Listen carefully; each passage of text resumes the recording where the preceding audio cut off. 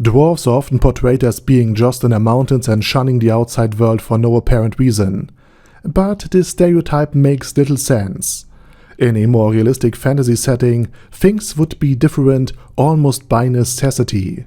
This is because the mountain hordes of the dwarfs have little arable areas, so they could not feed themselves or grow ingredients for their beer or their ale on their very own.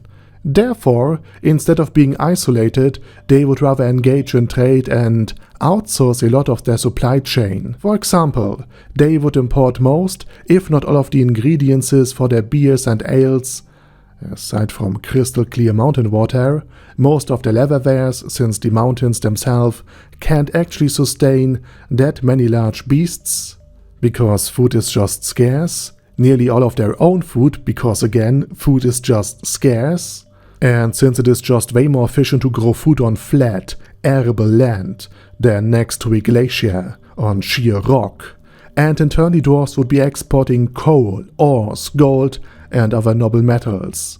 However, more often than not, they would simply use these raw materials to craft weapons of war, great tools, and machinery.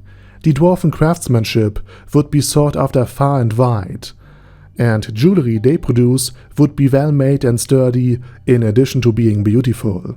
Taverns would figuratively and perhaps sometimes even literally kill to obtain more of that dwarven beer. And of course, where is a nation's treasury or a nobleman's wealth more secure and harder to steal than in the dwarven banks, hidden away in vaults deep within the mountains? And since the dwarfs are often portrayed as honorable and reliable, they would also make excellent allies, and, thanks to all of their machinery and their weapons, fearsome foes if a nation would ever betray them. So, rather than just barricading themselves in the mountain holes, the dwarfs would leverage their resources, their craftsmanship, and their very defensible position to become the equivalent of a more involved fantasy Switzerland. But that's just my opinion. What is yours? Let me know down in the comment section. And if you want more fantasy content, let me also know. Thank you for watching, and special thanks to all of my Patreons for supporting this channel. Have a nice day.